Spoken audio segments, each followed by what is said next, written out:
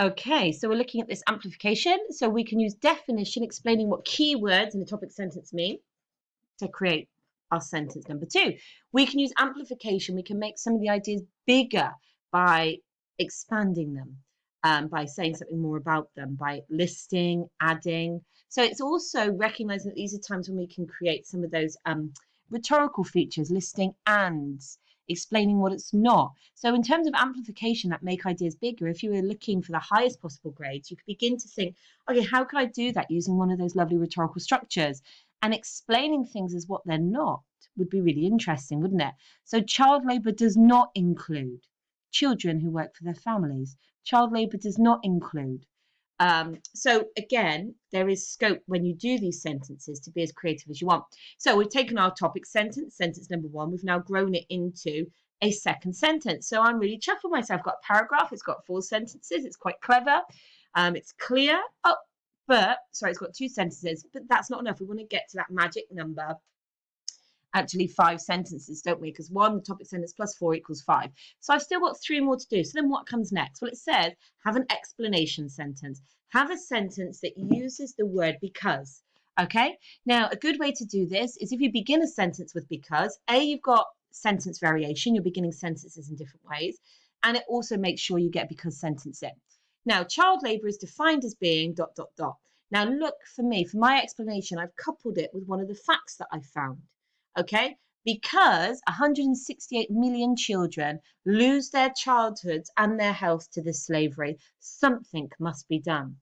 So I'm not saying you have to use a statistic in a because sentence, but it is a good way to bring one in.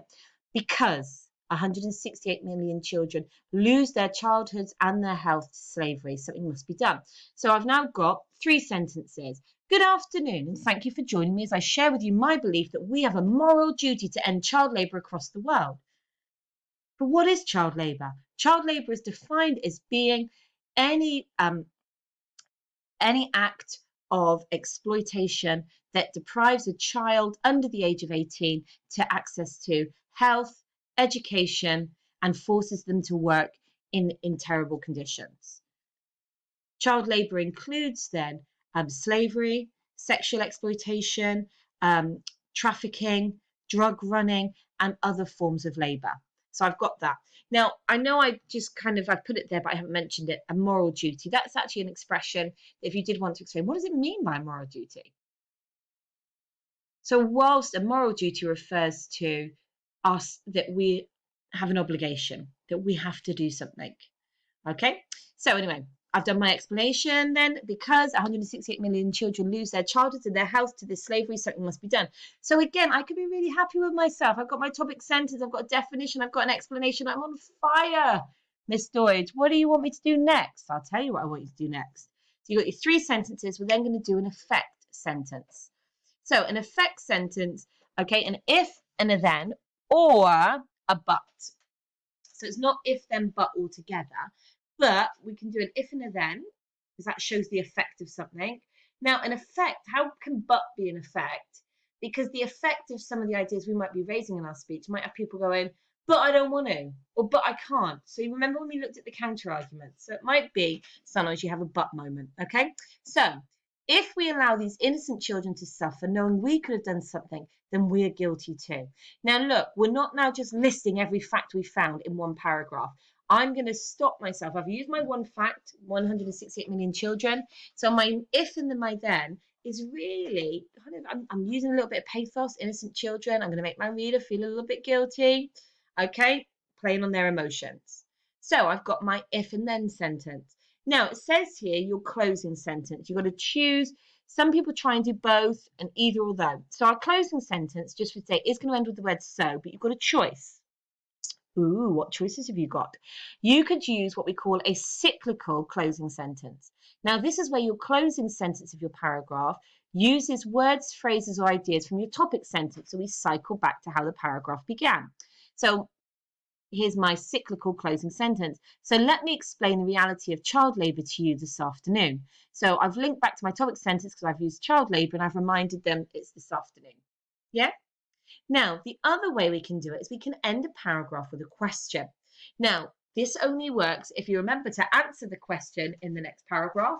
Yeah, if your next paragraph doesn't begin with an answer to this question, you've kind of lost the point, really. So it's actually a very nice cohesive device when you get at GCSE, when you're looking at the higher grades, to end a paragraph with a question that you then begin your next paragraph answering is quite a nice little nuanced effect. So I could end my sentence, my closing sentence could be a question. So, with so many children, where do we start? And then I've got my question. Now, if I was going on, my next paragraph could begin, sometimes it seems that there is no place to start. This is too big a topic. However, and then I could go into that paragraph. So guys, we're going to do this, and this is what you're going to spend the rest of this session doing. So here is your blank formula, our blank format sheet. And I do appreciate you've listened. That was a lot of listening today, but I did want to make those explanations and talk you through it.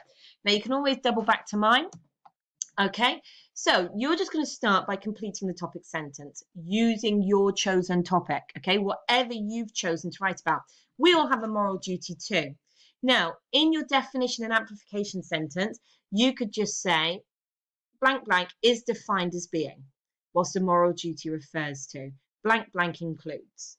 Now, you can do one sentence or two sentences from this box. It doesn't matter if your paragraph is more than 5 sentences. Actually, one of the biggest problems we have is getting people to be able to structure and sustain their writing. So we all have a moral duty to end plastic pollution. Plastic pollution is defined as being. What's the moral duty refers to? Plastic pollution includes. See what I'm doing? Now, I know one of my lovely students that does email me work is writing, I think, whether they've chosen to go off on a different topic, about equality of pay in sports. So we all have a moral duty to ensure that there is equality of pay in the sporting world.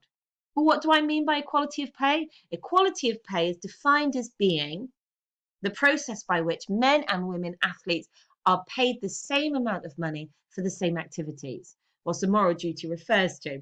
Equality of pay in sports includes recognising that female footballers are paid a lot less than male footballers. So I've amplified and I've defined. So that's going to be your topic sentence. You introduce what you're writing about, then you do your definition. Now, the explanation, there's not a lot there to go with, is it? Because. But you might say something, because female athletes still train with the same amount of rigor. They still endure the same protocols, the same training programs, the same level of stress and strain on their bodies. They deserve to be paid the same amount as men. So you've given me a because. If we continue to pay men more than women in sports, then we are guilty of perpetuating sexism and inequality in our society.